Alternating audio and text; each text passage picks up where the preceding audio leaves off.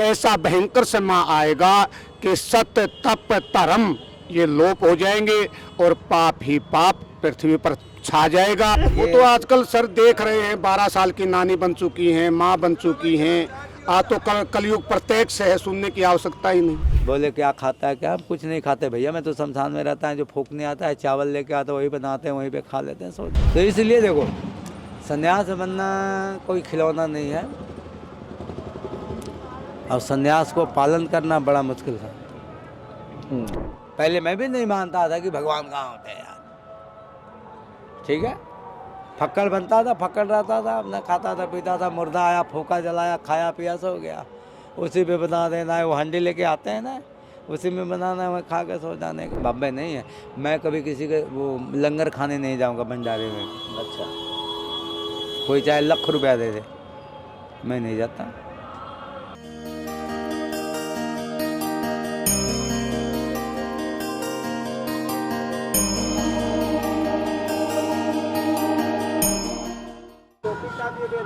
साथियों, जैसे प्रयागराज महाकुंभ में आपको नागाओं संतों के दर्शन करा रहा हूँ, ये गुरु कृपा और हरि कृपा से हो रहे हैं।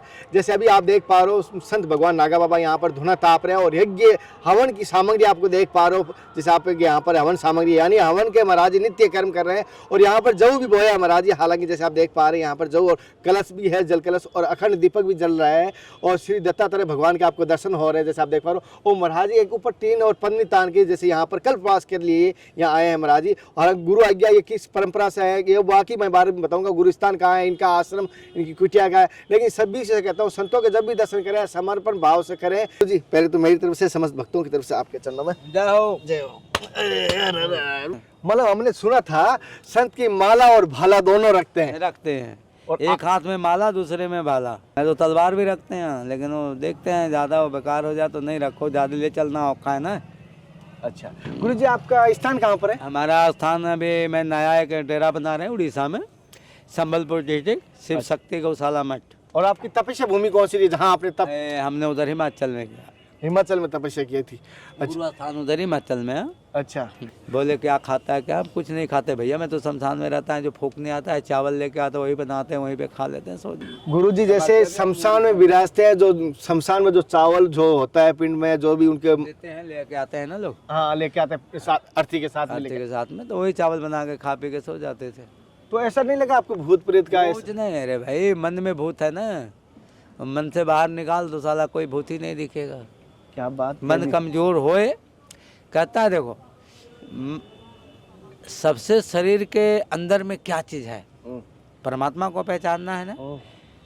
यहाँ 3 बात करते हैं। अच्छा, ठीक है, मन, बुद्धि और ज्ञान। अच्छा, ये तीनों को सम्मिलित रहना चाहिए। अगर जो कोई इसमें से एक इधर उधर हो जाएगा तो मन भटक जाएगा, याद रखना।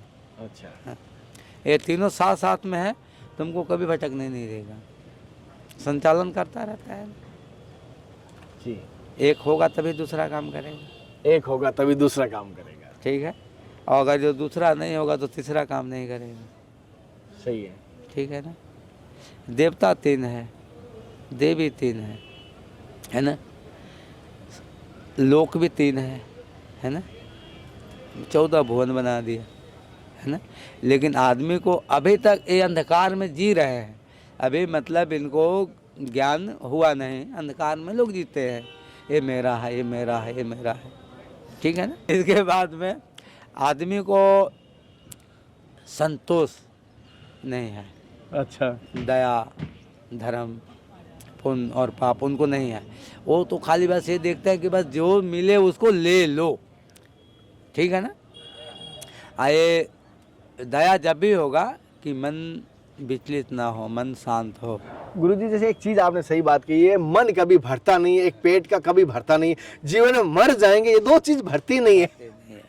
क्योंकि वो अगर जो भर जाता ना, वो चींटी, आप जानते हो चींटी, वो कोई एक औरत थी नारी, वो शराब दिया था कोई राजा ने, तो चाची ने उसका हिस्सा बोला कि हम भूखा रह सकता हूँ इतना दिन, उसका शरीर पेट कटा हुआ रहता है ना, क्यों? वो बोला हम अन्न नहीं खा सकते इतना दिन तक, इसीलिए चांटी का शरीर ऐसे गिरा रहता है। अच्छा, नहीं चांटी बहुत अन्न खाती थी।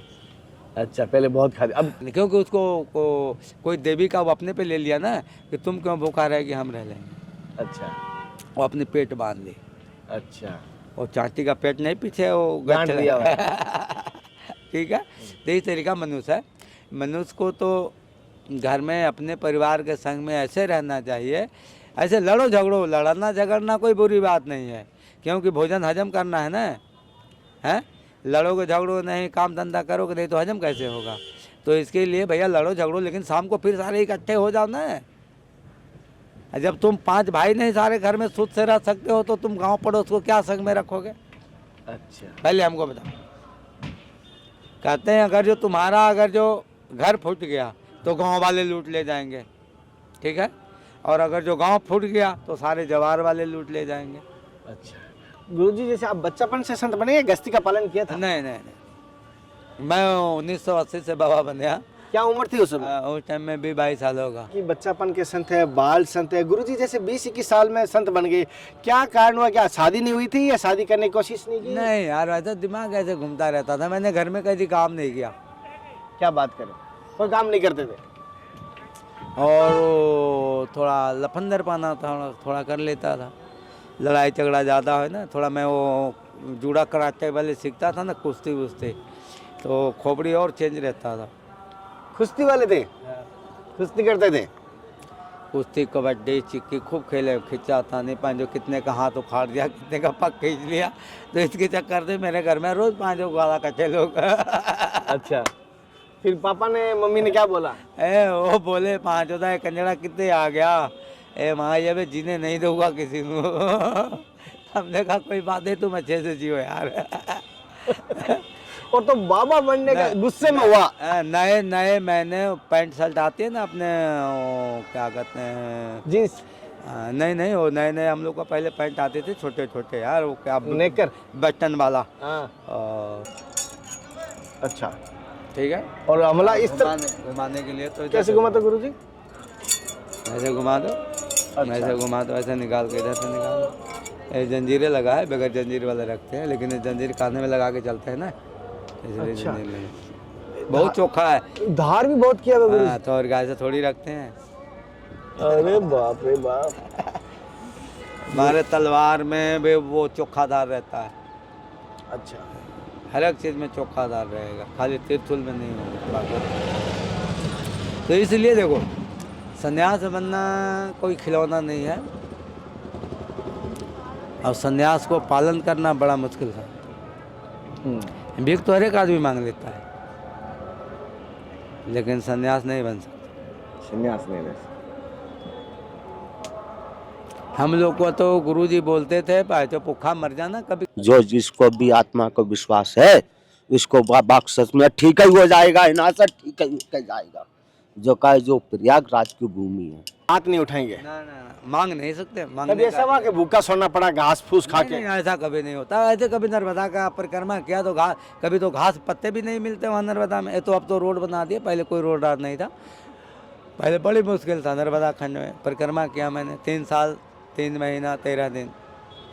अच्छा, पूरा नियम से किया मतलब? हाँ, वहीं से तो मेरे को प्रकट हुआ, आत्मा जाग गई कि है कुछ।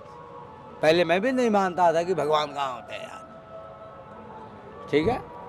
फक्कड़ बनता था, फक्कड़ रहता था, अपना खाता था पीता था। मुर्दा आया, फूका जलाया, खाया पिया, सो गया, उसी पे बना देना है। वो हंडी लेके आते हैं ना, उसी में बनाना है, वह खा के सो जाने का। आज के समाज को यही कहते हैं कि भैया अच्छा भक्ति करो और अच्छे सुख से जाओ, डॉक्टर के पास मत जाना सीखो। देखो मेरे को अभी 50 साल हो गया, मैंने अभी अंग्रेजी दवा नहीं खाया है। कितना 82 में एक्सीडेंट हो गया, मेरा पूरा शरीर फ्रैक्चर है।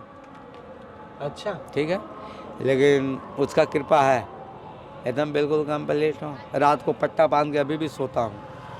अच्छा, और ठंडा ज़्यादा हो ना तो मिर्ची से भी ज़्यादा कड़वा लगता है, वह जलता है। ठीक है, ये देख पूरा शरीर कैसे है, देख। अरे इतना सरिया डाल गए? अरे भाई मत पूछो, ये पूरा, ये हाथ पाँव सब, ठीक है, ये सब पूरा एकदम खंड खंड है। लेकिन मैंने भक्ति किया उसको, अच्छा एकदम सुख शांति से रहा हूँ। और 72-73 वर्ष की उम्र हो गई। अभी फरवरी 7 आएगा 73 वर्ष हो जाएगा। आज से तो ज़्यादा होगा। 73 और 4 कितने होते हैं? 78। हाँ 78 हो जाएगा। 4 77 हो गए, 77 78 हो गए। अभी 72 वर्ष की उम्र हो, आधार कार्ड में 72 है, 4 साल पीछे कर दिया, 40 में जन्म था 52 कर दिया भाई। अच्छा और मतलब कभी नाजायज कुछ नहीं किया आपने जीवन काल में। गुरुजी, जैसे कभी आपको, जैसे आप उस उम्र में आए, जैसे कभी बाद में आपको ऐसा नहीं हुआ कि शादी करता, सेवा करने वाली आती, नहीं, पुत्र होते? नहीं नहीं, ये सब अपने मन में भावना नहीं रखते। सही में? और बहुत सारे तो देखता हूँ वापस गृहस्थी में चले जाते हैं, मैं देखा हूँ। अरे यार इतना बाबा बनते हैं, जाते कहाँ हैं? तभी तो बोला 80% आज की गृहस्थी है, ठीक है ना, बम्बे नहीं है। मैं कभी किसी के वो लंगर खाने नहीं जाऊँगा भंडारे में। अच्छा, कोई चाहे लाख रुपया दे दे, मैं नहीं जाता। साथियों, जैसे कि धर्म की यात्रा में आपको दर्शन करवाए संतों के, किस प्रकार लगे मुझे जरूर बताना। ऐसे आपको लगातार संतों के दर्शन करवाता रहूंगा। आज मैंने आपको एक ही वीडियो में 3 से 4 संतों के दर्शन करवाए। अब मुझे बताना 3-4 वीडियो में एक साथ आपको दर्शन करवाने के बाद किस प्रकार लगा, या एक वीडियो में एक ही संत का दर्शन करूं, कमेंट करके जरूर बता। अगले दर्शन और सत्संग में फिर मिलते हैं, तब तक जय हिंद, वंदे मातरम, हर हर महादेव, हर हर कृष्णा, हे नाथ, हे मेरे नाथ। मैं आपको बोलूँ नहीं, जय गुरुदेव। भक्तों, एक बात पूछूं, लाइक किया हुआ है? नहीं किया तो कर दो, और जिन्होंने कर दिया उनका धन्यवाद। हर हर महादेव, जय गुरुदेव। साथियों, प्रयागराज महाकुंभ में आपको लगातार संतों के दर्शन करा रहा हूं। अभी जैसे देख पाएंगे, जैसे यहाँ पर महाराज जी पन्नी तान के बैठे हैं और धुना यहाँ आ गया, गाय के गोबर से लिपा गया है। जैसे आप देख पाएंगे अभी गीला है, हालांकि सुबह का समय है। अभी आप जैसे देख पा रहे हो गीला है, हालांकि ऊपर दिखाना, इस तरफ कोहरा भी जमा हुआ है बहुत सारा। हालांकि सूरज सर पर है ऊपर, और फिर भी इतना कोहरा है कि ठंड है। और महाराज जी, पहले तो मेरी तरफ से, समझ भक्तों की तरफ से आपके, जैसे गुरुजी आप गिरनार से आए? हाँ, गिरनार गुरु दत्तात्रेय भगवान की भूमि। गुरुजी आप सदा ऐसे दिगंबर रहते हैं या मेले को देखते हुए? नहीं, जो सदा ही रहते हैं भगवती में, अखंड। गुरुजी, ऐसे उगाड़ा रहने से या नंगा रहने से अगर भगवान की प्राप्ति होती तो सबसे पहले पशुओं को होगी? का भगवान देखो हर जगह है, भगवान अपने हृदय में है। और ता देखो किस रूप में भगवान आए, कुछ भरोसा नहीं है।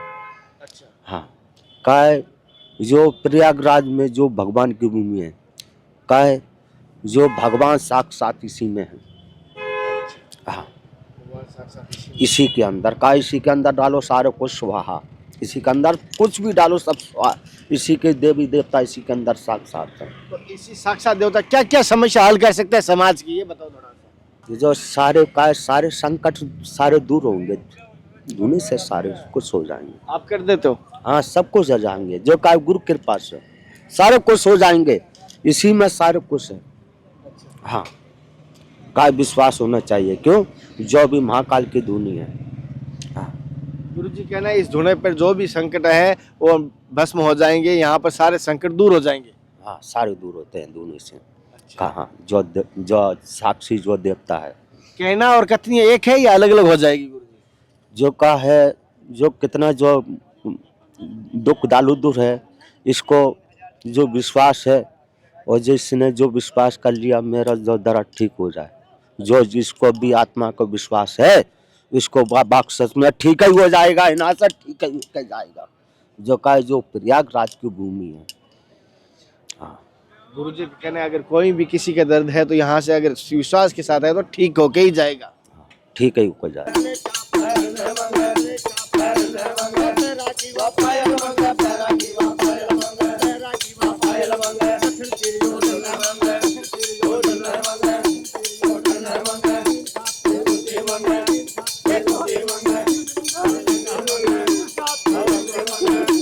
अजय, संतों को तो सभी देते हैं, लेकिन आप संतों से जैसे घंटी में जो आप दक्षिणा लेते हैं, ये इसकी क्या क्या परंपरा है, क्या विधान है इसका, ये जानना चाहते हैं। इसका विधान ये है, जितना भी संत समाज है, हाँ, हमारी ये जो जंगम है, ये जंगम है शिव भगवान के गण। हाँ, भगवान शंकर ने स्वयं इनको अपनी जांग से पैदा किया, अच्छा, और उसके बाद जितना भी संत समाज है, संत समाज ने इस जंगम को अपना पुरोहित माना। अब पुरोहित नाते होने के जंगम को सब साधु समाज दान देते हैं, और साधु का जो दान है वो जंगम ही खा सकता है और कोई नहीं। मतलब वो पचाने की ताकत आपको दी है महादेव की कृपा से। भगवान शंकर ने हमारे को आशीर्वाद दिया है कि जो जंगम है वही भगवान शिव का दान पचाएगा और भगवान का स्मरण करेगा। इसीलिए संत समाज भी हमारे को शिव रूप ही मानते हैं। मुद मंगल में संत समाजू, जो जन जंगम तीर्थ राजू, इसका महत्व ये है, जितना पुण्य प्रयागराज के स्नान के से संतों के दर्शनों से लाभ होता है, उतना ही पुण्य इन जंगमों के दर्शनों से प्राप्त हो सकता है। जय हो। प्रभु जी, जैसे आपका श्रृंगार देख रहा हूँ, हर से अलग दिखाई दे रहा है, हर बिनी ये श्रृंगार ही आपको आकर्षण करने वाला है और ये श्रृंगार ही आपको एक तरफ लेता है। ये श्रृंगार जो है ये भगवान शिव की महिमा है। भगवान शिव ने ये जंगम को प्राप्त किया था कि जंगम ये स्वरूप है, ये सब मेरा रूप है, जो मेरे को मानेगा वो तेरे को अवश्य मानेगा। जैसे शीशनाग है, ये भगवान का शिवलिंग है, माता के कर्णफूल हैं, विष्णु भगवान की ये कलंगी है, नंदीगण की ये टल्ली है, यानी कि हर देवता की निशानी जंगम को दी गई थी, तभी जंगम को पुरोहित माना गया था। और जंगम भगवान का गण है, भगवान का गुणगान करता है, साधु समाज इसको अपना पुरोहित मानता है। जैसे ये इसकी आपकी जो दीक्षा होती है, क्या आपके एक पीढ़ी दर पीढ़ी चलती है, क्या हर कोई इसमें जंगम में शामिल हो सकता है? नहीं, ऐसा कुछ नहीं, ये हमारी एक संप्रदाय है, एक जाति है। अच्छा। और जाति का ही हमारे अंदर प्रवेश करेगा और हमारी जाति का ही उसको शिष्य बनाएगा, गुरु बनाएगा, और जाति के ही हिसाब से ही हमारी ये संप्रदाय चलेगी। जैसे कि मैंने आपको देखा, ज्यादातर आप कुंभ और माघ में दिखाई देता है, बाकी मुझे आपको ये बहुत दर्शन कम होता है आपका, तो बाकी दिन आप कहाँ चले जाते हो, कहाँ रहते हो? बाकी दिन भगवान के चरणों में ही रहते हैं। हमारे आश्रम बने हुए हैं, हिमाचल, पंजाब, हरियाणा, सभी जगह आश्रम हैं। हम अपने आश्रमों में प्रवेश कर जाते हैं और अपना भजन करते रहते हैं। जैसे कि कुंभ के अलावा कभी ऐसी हुआ कि आपके संतों की कुटियाओं में जाते हो, जैसे आश्रमों में जाते हो, मठों में जाते हो, जैसे हरियाणा, गुजरात, उत्तराखंड, कभी ऐसी भी आपकी टोली कभी यात्रा करती है? हाँ जी, हाँ जी, कई संतों के हमारे पास निमंत्रण भी आ जाते हैं, जैसे भंडारे होते हैं, और कई संतों के हम दर्शनों के लिए भी सब हम पहुँच जाते हैं। जैसे कि आपको भी बहुत सारे गृहस्थी भी अगर इसमें मतलब घंटी में कुछ दान करें अपनी सामर्थ्य के अनुसार, तो भी उनको वही फल मिलेगा, क्या संतों को ही वो फल मिलता है? नहीं है, ये जो जंगम है ये संतों का ही दान लेता है, बाकी ऐसा कुछ नहीं, गृहस्थी का भी ले सकते हैं लेकिन कम। अच्छा। जैसे कि मैंने एक चीज देखी, वो आपने महादेव की बारात का इसमें प्रसंग चला था, कलजू का एक प्रसंग चला, लेकिन मुझे उस बात को समझ नहीं पाया, मैं आप ही चाहता हूँ। जैसे कि आपने कलजू की एक बात कही थी, उस प्रसंग को मैं पूरा समझ नहीं, क्योंकि वो गीत के साथ आपने कहा था, एक राग के साथ का कलजू का जो प्रसंग किया वो सत्य दिखाई दिया मुझे, लेकिन आप वो प्रसंग थोड़ा मुझे करीब सुना सकते हैं, थोड़ा सा म्यूजिक के थोड़ा सा? माता गौरजा ने ब्राह्मण को कलयुग सुनाया था कि जब ब्राह्मण ने प्रश्न किया कि माता तुम तो आदि शक्ति हो, तुम्हें शादी करने की आवश्यकता नहीं, तो उस टाइम माता ने, पार्वती ने चारों योगों का वर्णन किया था। अच्छा। और ब्राह्मण को बताया था भी चौथा जो युग है घोर कलयुग का, उस कलयुग के अंदर एक ऐसा भयंकर समय आएगा कि सत्य तप धर्म ये लोप हो जाएंगे और पाप ही पाप पृथ्वी पर छा जाएगा। फिर भगवान का अवतार ले कलंक उतार आएंगे, वो दुष्टों का श्रृंगार करेंगे, भक्तों पर प्रतिपाल करेंगे और फिर सतयुग की स्थापना हो जाएगी। वो तो आजकल सर देख रहे हैं, 12 साल की नानी बन चुकी हैं, माँ बन चुकी हैं, आज तो कलयुग प्रत्यक्ष है, सुनने की आवश्यकता ही नहीं। आज तो कलयुग प्रत्यक्ष है, पहले इसको सुना जाता था और आज साक्षात दर्शन हुआ है। थोड़ा थोड़ा करता रहेंगे सत्संग।